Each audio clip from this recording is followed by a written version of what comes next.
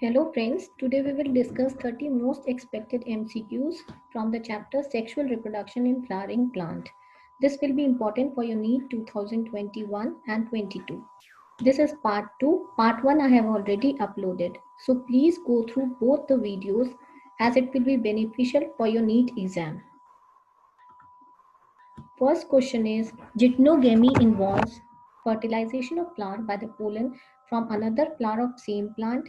Second is fertilization of flower by pollen from same flower. Third is fertilization of flower by pollen from the flower of another plant in the same population. And fourth option is fertilization of flower by the pollen from a flower of another plant belonging to a distinct population. Now we know that geitonogamy is the type of pollination, and it is geitonogamy is the transfer of pollen grains in different flowers of the same plant. That means pollen grains are transferred from one flower to another, but the plant is same. So this is known as geitonogamy. Second question is, male gametophyte with least number of cell is present in, options are Pteris, Veneria, Lilium and Pinus. So in Lilium plant, as it is angiosperm, we know that it possesses the male gametophyte with least number of cells. Now the number of cells in male gametophyte shows the pattern of reduction from bryophytes to angiosperm. In angiosperm, we know it is reduced to about 2 to 3 cells stage and it is known as pollen grains. So Lilium is the correct answer. Third question is, while planning for an artificial hybridization program involving dioecious plant, which of the following steps would be relevant? First option is bagging of the female flower. Second is dusting of pollen on stigma. Third is emasculation. And fourth is collection of pollen. So in this, we can see that there is no need for emasculation if the female plant produces unisexual flowers, because if only one type of flower is present in a plant, there is no need of emasculation, because emasculation is a process in which the anthers are removed from the flower and only female part is left. So if there is only unisexual flower, there is no need of emasculation. Now the flower buds are backed before the flowers open. When the stigma becomes receptive, the pollination is carried out using desired pollen grains, and further the flower is rebacked. So this protects them from contamination of the unwanted pollen grains. So emasculation is the correct answer. Fourth is, in the embryos of typical dicot and a grass, true homologous structures are first coryza and coleoptile, second is coleoptile and scutellus, third is cotyledons and scutellum, and fourth is hypocotyl and radicle. Now we know that a typical dicot embryo consists of two cotyledons and monocot consists of one cotyledons. Now, while the embryos of monocot possess only one cotyledon, it is called as scutellum. Example is grass. So, cotyledons and scutellum is the correct answer. Fifth question is, megasporangium is equivalent to nucleus, second is ovule, third is embryo sac, and fourth option is fruit. Now, we know that in angiosperms, the body of ovule consists of parenchymatous cells, and these are known as nucleus, which is equivalent to megasporangium. A megasporangium, along with its protective integument, it is known as ovule. So megasporangium is equivalent to nucleus. Sixth is, product of sexual reproduction generally generates first prolonged dormancy, second is new genetic combination which leads to variation, third is large biomass, and fourth is longer viability of seeds. Now we know that sexual reproduction, it leads to new progeny with the appearance of variations by genetic recombination of different two organisms or interaction, because the variations come from two different parents. Now during sexual reproduction, it provides vigor and vitality to the offsprings, because some of the characters are transferred from one parent and some from the second parent. Now they better adapt themselves to the changing environmental condition, and it also plays role in the evolution. So the product of sexual reproduction generally generates new genetic combination which leads to variations. Third is, Which of the following statement is not true about somatic embryogenesis? First is a somatic embryo develops from somatic cell.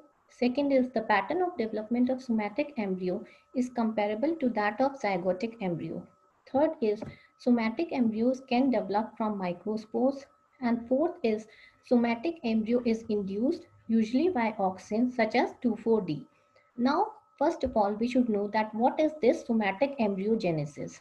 Somatic embryogenesis is a process where a plant or embryo is derived from a single somatic cell or a group of somatic cells. Now these somatic embryos, they are formed from the plant cells, and they are normally involved in the development of embryos. For example, ordinary plant tissue. Now no endosperm or seed coat is formed around the somatic embryo. So this is not true that somatic embryos can develop from microspores. Eighth is chalazal pole is present in first opposite to micropyle, second is at the origin of integuments, third is opposite to nucleus, and fourth option is near the embryo sac. Now we know that this chalazal pole, it is present just opposite to the micropylar end, and it represents the basal part of the ovule. So option A, that is opposite to micropyle, it is the correct answer. Ninth is dehiscence of anther in mesophytes is caused by first hydration of anthers, second is dehydration of anthers, third is mechanical injury, and fourth is none of these. Now we know that as the anthers of angiospermic mesophyte plants mature and dehydrate, the line of dehiscence, it ruptures and it releases the micropores in the atmosphere. Now these micropores, they dissociate from each other and they further develop into the pollen grain. So this dehiscence is caused by the dehydration of anthers. 10th is characteristic of wind pollinated flower is they are first non-sticky, second light, third produced in large number, and fourth is all of the above. Now we know that wind pollinated pollens, they are non-sticky and light so that they can be easily blown away by the wind currents, and they are produced in large number because there is lot of wastage of pollen grains, because a certain amount of pollen grain will reach the stigma and it will lead to pollen tube formation and further fertilization. So all these characters are the characteristic of wind pollinated pollens. Now 11th is the leathery long stigma is found in first rice, second is maize, third sugarcane, and fourth is none of these. We know that maize stigma, it is feathery and long and which wave in the air to trap the pollen grains. So the feathery long stigma is characteristic of maize. 12th question is plants which have single ovule in the ovary and are packed into inflorescence are usually pollinated by first water, second is bee, third is wind, and fourth is bat. Now we know that the flowers which are packed in inflorescence and which have single ovary, they are wind pollinated flowers. These flowers produce the pollen grain in large numbers, and these pollen grains, because they are light and winged, they can be easily carried away by the wind. Example is cereals and grasses. Third question is pollination in water hyacinth and water lily is brought about by the agency of first is water, second is insects or wind, third is birds, and fourth is bat. Now we know that insect or wind, these act as pollinating agents, and these are pollinating agents in majority of aquatic plants such as water hyacinth and lily, and in these plants the flowers emerge above the level of water and these are easily pollinated by insect or wind.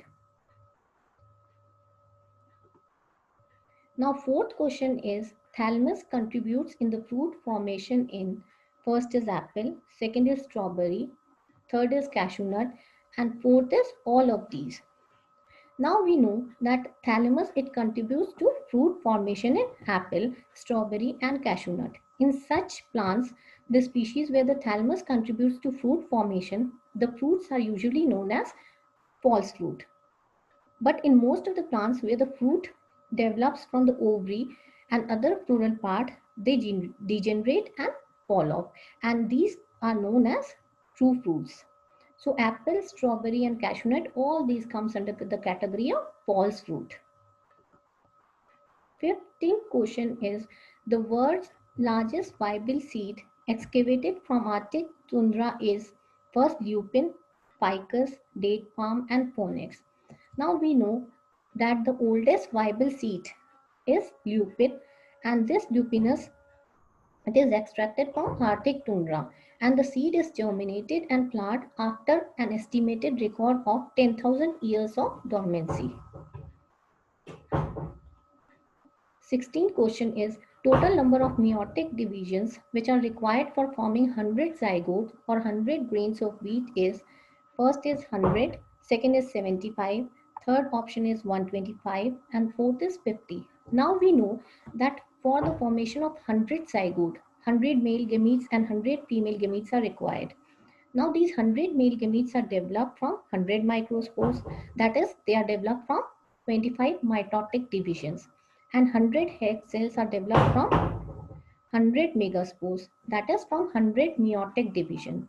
So hence the number of meiotic divisions which are necessary for zygote formation is 100 plus 25, that is 125. 17th question is, self-incompatibility is a device for ensuring cross-pollination, second, preventing the self-fertilization, third, ensuring self-fertilization, fourth is genetic control for self-fertilization. So choose the correct statement from these given above.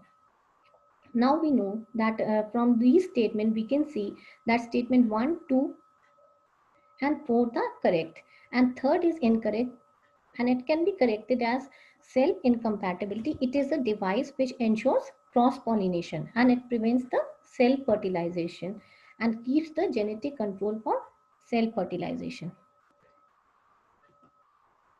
18th question is, nuclear embryo is amphimictic haploid, amphimictic diploid, apomictic haploid and apomictic diploid.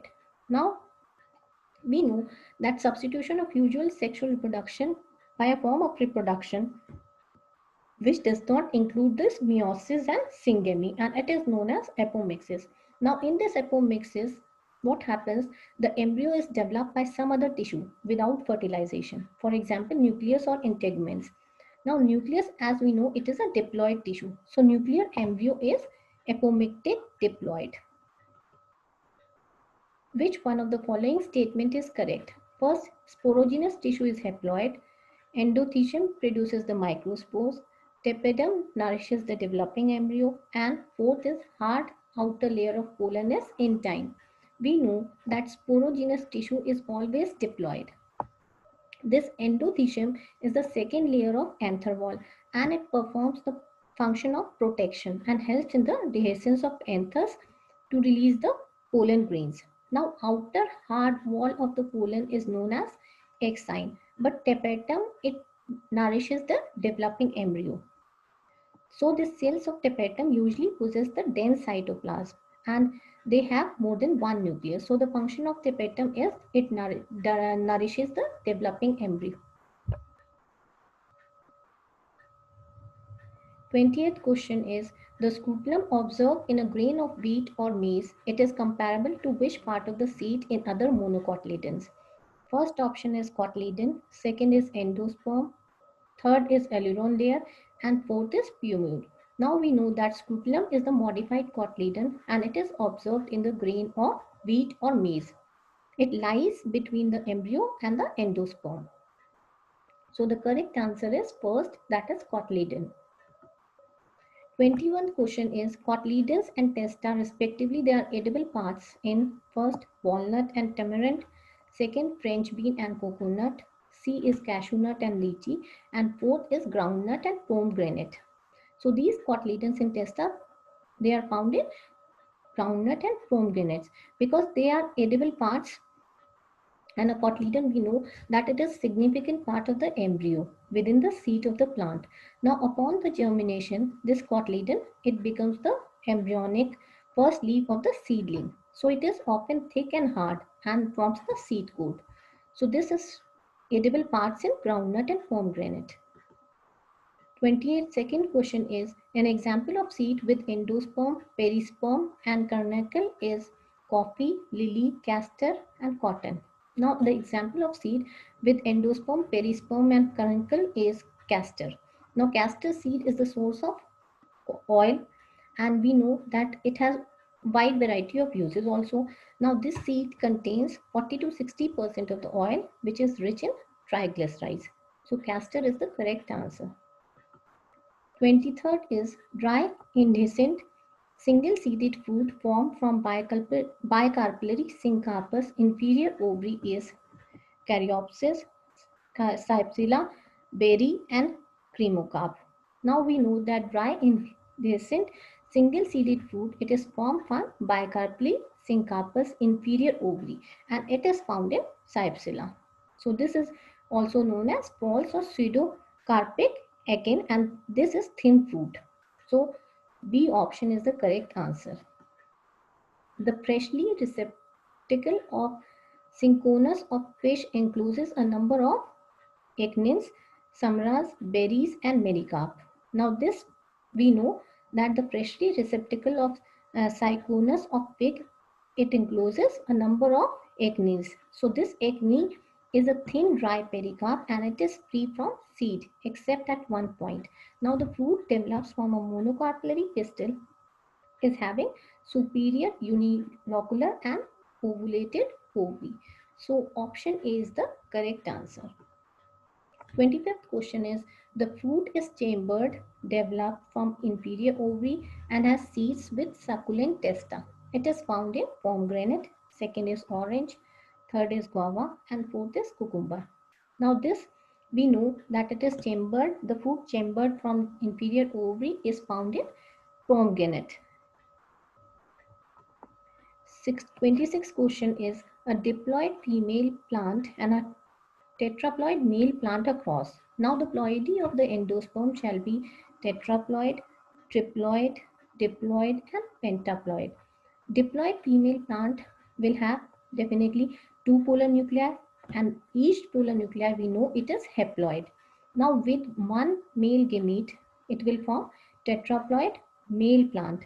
That is male gametes of the tetraploid will be diploid and it will fuse and making the it will fuse and ultimately it will make the endosperm. So the endosperm will be tetraploid. 27th question is double fertilization leading to initiation of endosperm in angiosperm require first fusion of one polar nuclei and second male gamete only, fusion of two polar nuclei and second male gamete, third is fusion of four or more polar nuclei and second male gamete, and fourth is all of the above. Now the second male gamete which enters the ovary, we know that it fuses with the haploid polar nuclei and it ultimately forms the triploid primary endosperm nucleus which finally develops into endosperm. This fusion of two male gametes with two different structures in the same female gametophyte, it is known as double fertilization because here the triple fusion is also occurring and syngamy is also occurring which results in zygote and zygote we know it is diploid. So option B is the correct answer. 28th question is if an angiospermic male plant is diploid and female plant is tetraploid, the ploidy level of endosperm will be haploid, triploid, tetraploid or pentaploid. The male gamete will be N, we know. Now the two polar nuclei will be diploid that is 2N. Now the endosperm which will form by the fusion of male gamete with two polar nuclei will be pentaploid. So the answer will be pentaploid. 29th question is in angiosperm triple fusion is required for the formation of first embryo, second is endosperm, third is seed coat and fourth is fruit wall. Now we know that in angiosperm one male gamete fuses with the egg cell which results in the formation of zygote and zygote we know it is diploid in nature. Now the other male gamete it fuses with the two polar nuclei and it forms the primary endosperm nucleus. Now this is known as double fertilization. So in angiosperm, triple fusion is required for the formation of endosperm. Now the last question is, the ovule of angiosperm is technically equivalent to megasporangium, megasporophyll, megaspore mother cell, or megaspore. Now we know that the ovule of angiosperm, it is equivalent to integumented megasporangium. So option A is the correct answer. So please like, comment, share and subscribe my channel so that we can bring more videos for your NEET revision.